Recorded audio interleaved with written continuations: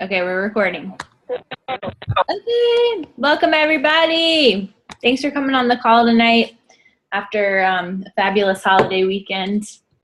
I'm sure everyone's having trouble getting back to being motivated to being back on the swing of things. I was actually excited that it was Monday though. Maybe I'm just weird. But anyways, congrats for all of you guys to getting through the boot camp. I'm super, super proud of y'all. It was an awesome experience. I really loved, I think my favorite part was learning about everybody's goals, because that's what I like to do, is help people achieve their goals. So I loved getting to know all y'all's goals and stuff, but I won't be too rah-rah cheerleader tonight because I know you guys all have other things to do. So what I did want to do is just go through the questions that you guys posted in the group real quick. And as I'm going and trying to answer the questions, feel free to interrupt me if you have other questions. And then what I'll do after that is just open it up to any more questions that you guys have. Sound good? Yeah. Okay, cool. So the first question in the group came from Stephanie, and Stephanie said, will you teach more on the BAT and how to prioritize your time when on Facebook, especially when forming others and inviting? Yes, we will be learning more about the BAT in 2.0, but I can give you guys like a few tips real quick of what I do. So I get distracted very, very easily, and I used to waste a lot of time on Facebook thinking that I was working, but actually I was wasting a bunch of time and not doing anything productive. So what I have learned to do is you guys hear that feedback? Yeah. Yeah. It sounds okay now. Okay. So what I've learned to do is, as I'm sending all my outgoing messages, I do not let any notification or any other message that pops up distract me. I don't let it stop me, because if every little notification that went off and message that went off distracted me, I would not get anything done, because my Facebook like blows up all day. So I want to teach you guys to do the same thing. I know it can be hard at first, but I'm telling you, if you can just like stay laser focused, put blinders on and pretend that your little notification and your messenger is not there, turn off your Facebook chat while you're sending out your outgoing messages, that will really help you a lot. And then once you're done with everything on your business activity tracker and you've done everything you need to do for the day, then you can check your notifications. But I do try to make sure I'm popping into the groups and answering questions as I can. And of course, if I see a message that comes up that's urgent, then I'll answer it. But that's kind of how I do it. And I've also kind of had to learn how to prioritize incoming messages as far as responding to them, because I get so many every day and I kind of have to funnel through it. So this is just what I do. You guys don't have to do this, but this has kind of been like my best practice. What the most urgent messages that I would respond to first, actually, let me back up for a second. I want you guys to remember that you don't have to respond to people as soon as they message you. Just because the little thingy pops up and blinks doesn't mean you have to respond immediately. Hang on, there was a point that I was going to make with that.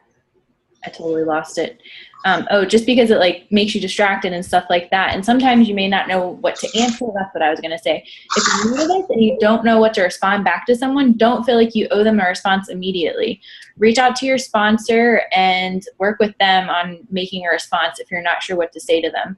That is something that I wish I would have done, because I was trying to do it all by myself and thought I knew how to do everything that I was doing, even though I never did anything like this before. And that's why I struggled for my first 9 months in this business. So lesson learned from me, sharing it with you guys. So don't feel like you owe anyone a response immediately. Of course, it's good to be like timely with responding to people. I'm not saying to go days without responding, but we all, have lives and everything too outside of this. So that's the point I was going to make with that. When it comes to responding to messages, I would say that I prioritize it in a few different categories. The most important ones that I would respond to first would be anyone that's close to signing up as a coach or a challenger, because I want to make sure they don't get lost on the website and, all their questions get answered and that kind of stuff. I would say that my second category would probably go to my current coaches and challengers. And not that I don't love you guys as much as the people who are signing up new, but but you guys, you're already signed in, you know how to go to the website, you know how to do all that. So that would kind of be my second category. And then my third category would just to be respond to people, that are new contacts, people that I'm forming, which you guys will learn more about that in the training. So people that I'm getting to know. And that's kind of how I prioritize it. Now, I do try to make sure I get through my whole inbox every day, but I kind of just use that rule of thumb. If I'm pressed on time, that's kind of my priority level of how I respond to people. Does anyone have any questions about what I just said? Because I know that was like a ton of information all at one time. What I want to know is, do you set a timer, or you have that power hour where you're going through your bag and you want to get these certain things done, and if those extra messages don't fall into that time category, do you just come to them the next time that you sit down to work, or the next day? I mean, how do you really do that? Or do you extend the time that you would have originally worked to catch all those? Does that make sense? I think so. So I'll answer it and then tell me if it answers you, like it answers your question well enough. Okay. So why am I having so many brain farts tonight? Oh my gosh. Can you repeat the first part of the question again? Oh wait, never mind. I remember what it is. Actually, no, I'm sorry. Repeat it again. Well, what I want to know is, say you have an hour window to work. Oh, you asked me about a timer.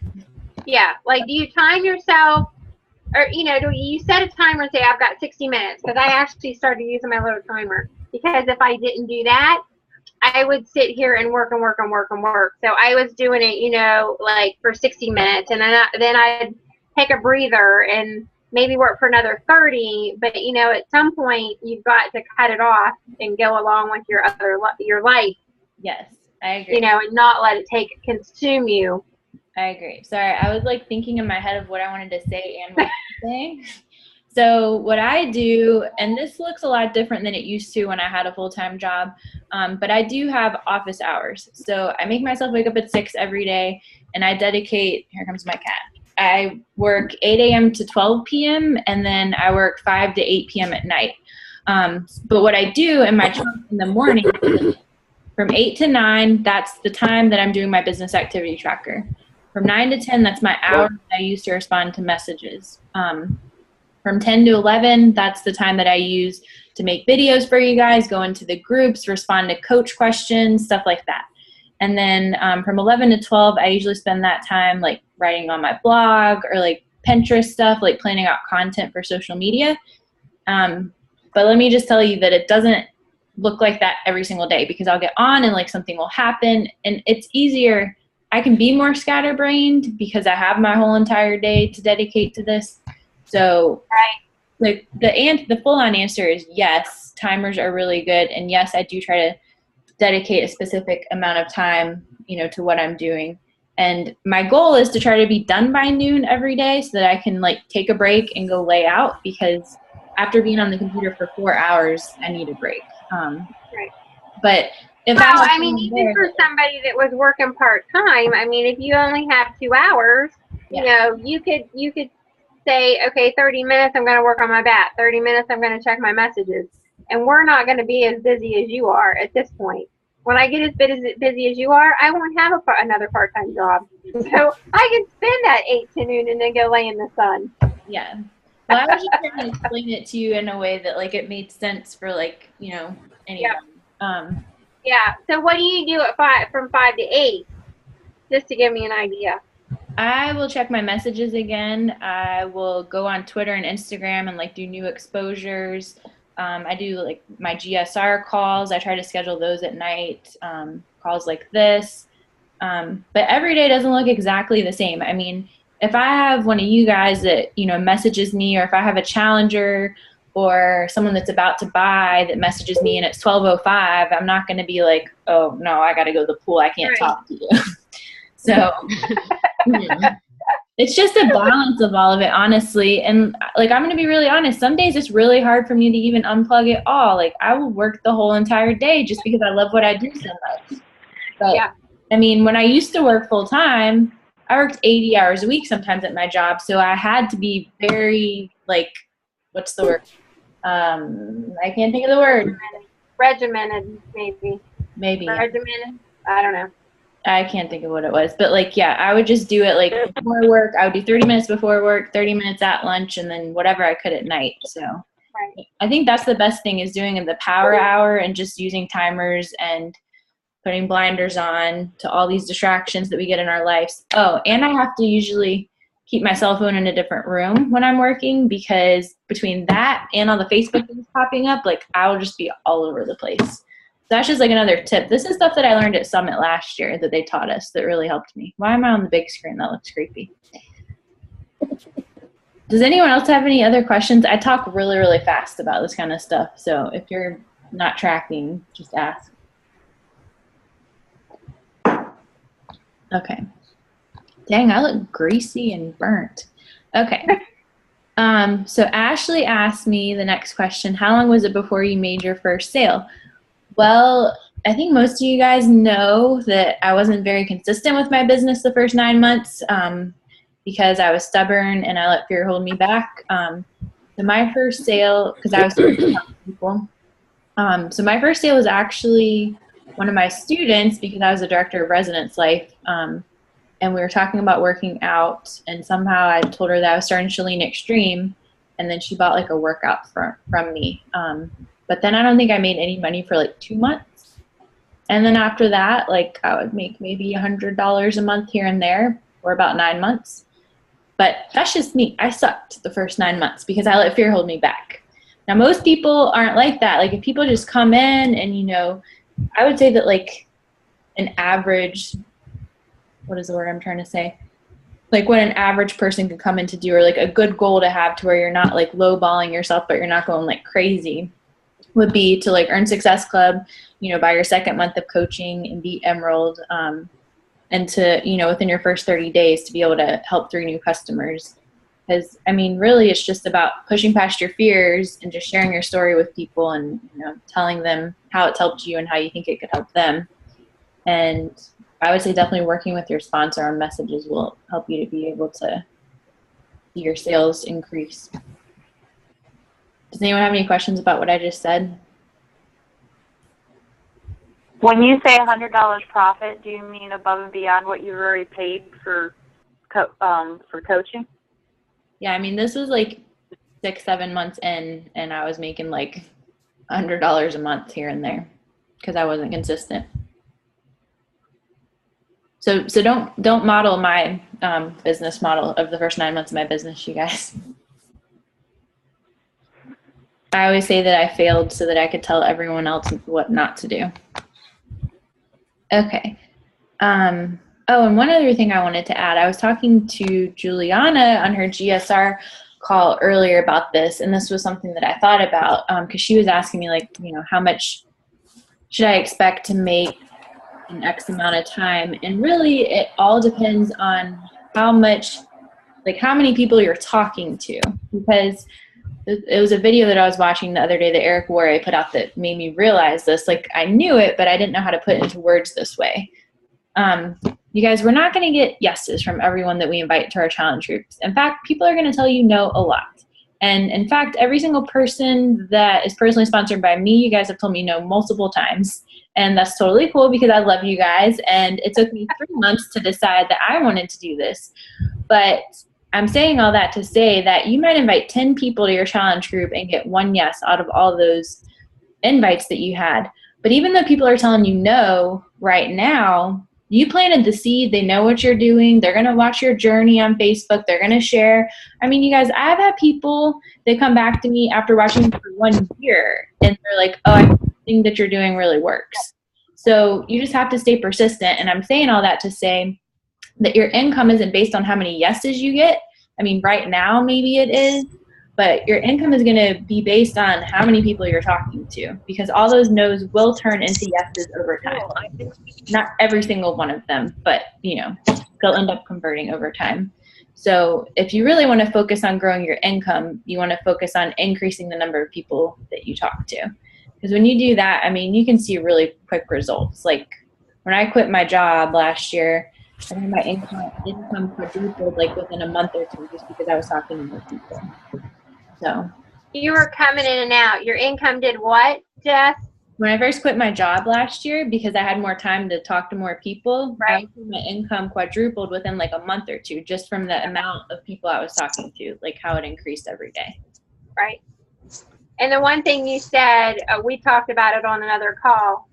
If people say no, N-O, it just means they do not know, K-N-O. Mm-hmm. They don't know what you're doing. They're not familiar with it. So like she said, that you plant the seed and you just keep going back to them. Just be nice to them, talk to them, keep their relationship going. Because I've had the same thing. I mean, I've only been doing this since February, but I mean, the one girl that was in my clean eating challenge, I'm so happy because I mean, the girl was really sick and she was not eating and ended up having to have gallbladder surgery. So I didn't make a sale yet, but I know I will eventually. Exactly. You know, I helped her get back on track, and you know, that's a great feeling. Yeah, I totally agree. And I'm glad that you brought that up because that's so true. And that's why whenever you guys are talking to new people, make sure that you don't word vomit all over them. Make sure that you ask them questions so that you get to know what their goals are, because that can be another reason why people might tell you no is you don't know what their goals are. So how are you going to invite them to something when you don't even know what they want? I mean, you might invite them to, I'm just going like way off the wall, but say you invite them to a Body Beast challenge group, but they're actually trying to lose weight. I mean, you know, you got to like get to know what people's goals are. Because of course someone's going to tell you no to Body Beast if they want to lose weight. Like, come on. So I'm just saying all that to say that make sure you slow down and take your time to really get to know people and know their goals. Okay, so the next question was by Steph. How can someone post on becoming a new coach if they don't think they have a transformation story that will inspire others? Well, I had a weight loss transformation, but this was like 4 years before I became a Beachbody coach. So yes, I had a transformation story, but no, it wasn't from Beachbody products or anything like that. And everyone that works with me knows that. I don't try to make it seem like I got this from doing Shakeology, blah, blah, blah. So what I did is I just shared other people's stories, and before I had challengers, I would share the stories of challengers from our coaching team, you know, that my sponsor was having or other people on the team were having. If you go to the Beachbody Coach 411 Facebook page, they post transformation stories all the time. We post them every week in our Transformation Tuesdays. Luis usually posts one that you guys can share. And what I would recommend is just talk about, you know, that person's story, but also talk about how coaching is helping change your life. Even if it's something small, like, I mean, well, this isn't a small thing, but, you know, maybe you're loving the friends that you make, or maybe you're loving the encouragement and positivity that you're getting, because not everyone gets that in their life. I didn't have any of that other than from my parents before I started this. So I just encourage you guys to share other people's stories if you don't have a story of your own yet, and just share, like I said, the other ways that it's helping you and how you feel about your future, like what you know is going to happen because of Beachbody. Jeff, I don't remember whether I posted it in the boot camp today or it was on my website for my team, but the video about faking it, it was really good. I'll try to post that, make sure that it's in the boot camp for everybody to see, because it was the same thing. The girl had no story, and she was putting herself into the different challenge groups and helping other people. They weren't her customers. They could be my customers or Jess's customers, but she was helping them and commenting so she could still use their stories as part of her story and part of her testimonial. So I thought that was a really cool thing, because, I mean, I think it's important to learn how to help people almost before you know how to do it. I mean, and just like she said, I mean, really, you know, get in there as a challenger, but as a cheerleader for people, because I think that's the big part for me. Yeah. I mean, I heard it somewhere, it was a testimony or something where I think a customer bought a product, they never talked to them much after that, and the person said, "You still helped me. You told me you believed in me once, and that's all it took." You know, so, I mean, don't forget about the power that you have just by being kind to people and believing in people. Yeah, exactly. I mean, that's so true. That's why all of my new coaches, whenever you join, that's why you all go into my challenge group so that you guys can see how it does, like see how this goes and encourage other people, like Steph was saying. And I totally agree. Like, you have to fake it until you make it. Just share other stories. Someone messaged me, I don't know who it was, but they said, what about people that don't want to be a coach but want the product? Yeah, hang on. Let me make sure I'm reading this right. What about people that don't want to be a coach but want the product? People can join as a customer. They don't have to join as a coach. Okay. And they can be, can they be a discount coach though, Jeff? Yeah, people can join as a coach to get the discount, and you don't actually have to do anything with the business. So people can do that too. And that can help you guys with your rank as well. Okay. I'm just scrolling through the other questions in the group. There was one more. Beth asked, how would you recommend we drive people into this if we haven't finished a program ourselves yet? I think I kind of just answered that just by sharing other people's stories and making sure, I think I said this in one of the videos from this week, but honestly, you guys, sharing on social media should be like your fourth vital behavior. I wish I could add it. I wish I could call Carl and be like, Carl, can we add this to the back? Because this should be the fourth vital behavior. But seriously, sharing your story on social media, I mean, that is so, so important. Even if you just started 2 days ago. I mean, Ashley is a perfect example. Ashley just started the 21-day fix, and she's sharing it on her wall every single day.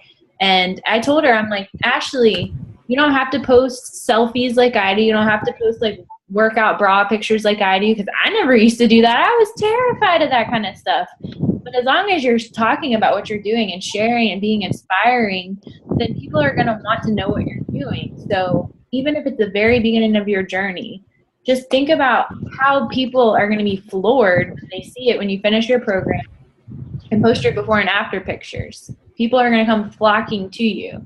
And all you have to do is just talk about it as if you were talking about a restaurant that you loved or a really good book that you read. I mean, it's that simple. Hey girl, I got to tell you about this really awesome book that I read today. You totally got to go to Barnes & Noble and pick it up. That easy. I've been trying to make it a point every day to talk about PIO and talk about how I'm loving it. And I've had almost one person contact me every single day. I mean, some days it's more, some days it's less. And I don't think I've ever had that with any other program where I had someone contacting me every day. So I'm just saying that to say that it's just all about sharing. It's all about sharing on social media. Share your journey. Share what you're doing every day. Yeah, I don't know where everybody else is, but that's all I did with the 21-day fix. And I had people joining me, and I had 2 coaches within 30 days because they loved the program so much, and they had already ordered a challenge pack. So, I took advantage of that. They can get their coach fee waived within the first 31 days of ordering a challenge pack. So, I said, well, you're loving this much, and they were in the group, and they were helping other challengers. So, I mean, it was fun. I mean, it was a blast because I was just having a blast doing the program and doing, what I should have been doing as a challenger, and it grew. I mean, yeah, I gave Jess a hard time at the beginning, but but I didn't give up on Like you. I'm doing you. What did you say, Nancy? I said, like I'm doing you. There you go. Yeah, I mean, you guys, I think it can actually be more beneficial to not even have a story from Beachbody, when you come into this. I take that back. I mean, it can be beneficial to have one before you start coaching, because then it's just natural, you're already doing it. But also, when people see, oh my gosh, look at this chick's transformation at what she did, of course they're going to want to know what you're doing.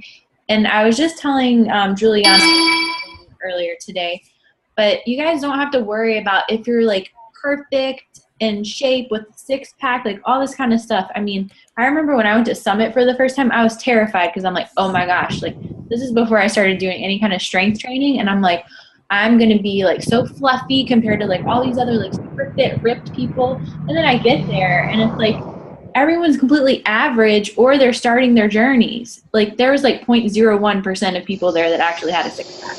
So the fact that we are going through this journey and, you know, maybe we're just starting, like that's going to help us to be able to relate to other people even more, because all those chicks out there with the six packs that like have looked like that their whole life, how do they really know the struggles that we go through every single day of our lives? Oh, good point. Everything.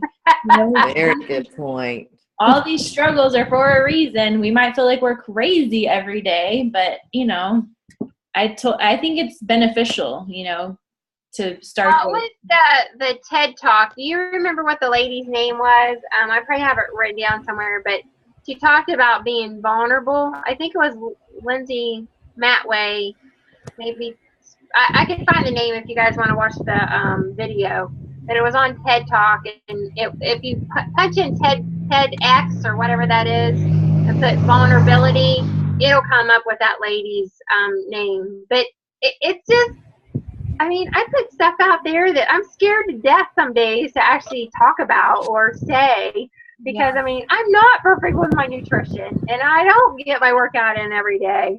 But, you know, despite all that, I've grown, and people can see that, and people are like, oh, you know, they just, you'll attract people like you. That's what I've given up. You know, all the experts want to teach you how to find your niche or whatever you want to call it. I mean, it's just people like you. I mean, that's who you're going to attract. You know? That was something else that I know I keep bringing up my call earlier, but we talked about that earlier, like, because I was saying, you know, what I just told you guys to Juliana, and she's like, well, I really like how you're always really real with everything. And I'm like, honestly, that is so out of my comfort zone. Like, I'm an open book to people in person once I get to know them. Well, actually, I guess God has kind of like stretched me, and I'm a lot different than that now. But I used to be scared to talk about anything. But then I heard one of the coaches that was in the top 10 one year, I think it was Summit last year, she was saying, share your struggles with people. And that just like clicked with me. So you guys probably, if you've been following me, you'll see how I've talked about having trouble with binge eating, how I struggle with negative thinking, how I wake up every day. I have to give myself positive affirmations just so that I can function, because I don't believe in myself. So when you can share these types of things with people and say, you know, I'm a real human being too, I struggle with this too, like people are going to connect with you, and then they're going to be like, oh, so she's not this like perfect person just because she's a coach. Because that's what Juliana said to me. She said, you know, it's crazy because you look like this person that has like this successful business and you're like in shape and all this stuff, but then you talk about like, I struggle with all this stuff too. Like I'm a real person too. So I'm not saying that to toot my own horn, you guys. I'm just sharing, like, you know, you have to just put it out there. Like no matter where we are in our journey, no matter how, I'm not going to say perfect, but, you know, no matter where we're at, whether we're at the beginning or we've been doing this for a while and we've achieved a lot of results, you're still going to have your struggles no matter what. So if you share those with people, they're going to be able to connect with you more and trust you more. I go off on like these major tangents and then I get super excited and passionate about this stuff. So I'm sorry, I'm like babbling. But it says we only have 5 minutes left of this meeting because I don't have the paid version. We can start another one if you guys need to. But does anyone else have any questions or anything at all you want to talk about? How do I get Do you hear me? for people if I don't know, like if I don't know people? You know what I mean? What do I do? Go through the phone book? What do you want me to get through the phone book or talk to people? I mean, I don't know. Walk up to random strangers or what? Well, we'll talk more about this in Bootcamp 2.0, but I built my entire business on social media because my entire warm market of people, I mean, let's be honest, most people in their 20s, like, I mean, I know there's some of you guys on here, but most of us in our 20s don't want anything to do with like being successful or like doing this. They just want to party. They don't care about anything else. So because of that, and because of the market of people or my friends that I used to hang out with, because I did that stuff, I had to go meet new people. So I met everyone on social media. I have an awesome video that I made on how I meet people on Twitter and Instagram, which is basically how I meet everybody. And I can share it in the group with you guys, but it will be discussed more in detail in Bootcamp 2.0. Okay. And by all means, if you have more questions, let us know. I want to know if you can hear me. I can, and I can see you. I can. This is all new. Okay, good. That's all I needed to know. And I do need I need your help to sign up 2 people. Yay! Yeah. What is that? Enrolled in your first week? I'm going for it, but I have so many people that's just blowing me away at like, oh, you've always inspired me. What are you into? I can't believe it because nobody's, it's like I've been a ghost. I've been on Facebook and I've been diligent at posting my life. But remember, I told you I'm all about God. And people have been watching me. Yeah. I love it. I do too. There's so many people that just want to know that people care about them. Yeah. They Amen. just want to know that you care. And this girl's like, oh my God, your love and your care and concern means so much to me. And I thought this girl was like Miss Popular across the world. So Yeah. it's amazing. Social media is amazing. I agree. Yeah. It's cool stuff. So, yeah. I love it. I could go on all day and talk about social media and how it like connects people and just all of that. But yeah, that would take me out. Okay. Jess, do you want to set up a time and call me? You want to do it over text? How you want to do it? I'll just text you when we get off of here and we'll figure it out how we want to. Okay. Okay. Sounds good. All right, guys, we have 2 minutes left. So if you want me to open up another free little thingy, I can. I just have to exit out of this one and open another one if y'all have more questions. That's all I wanted to do was know how to do that, but you said you'll show us about the social media, so okay. Yep. And Jess, I like that you're telling us to just take it slow because I do have a little issue sometimes where I want to get a little overzealous, and I need to just slow. It doesn't happen overnight. It's not going to happen overnight. Yeah. It's going to happen with consistency. That's very true because we're just going to wear ourselves out if we just try to work 15 hours a day because I've been there. I get very overzealous too now that I don't have confidence issues as bad as I used to. Well, I'm excited. Me too. I'm excited for you. If anyone else doesn't have anything, it's probably going to cut us off. So I want to say bye before it cuts us off. But if you decide you have more questions, we can set up another one of these, which we will do at the end of Bootcamp 2.0 too. So. Okay. Like it. Okay. Bye, ladies. Bye, guys. Bye.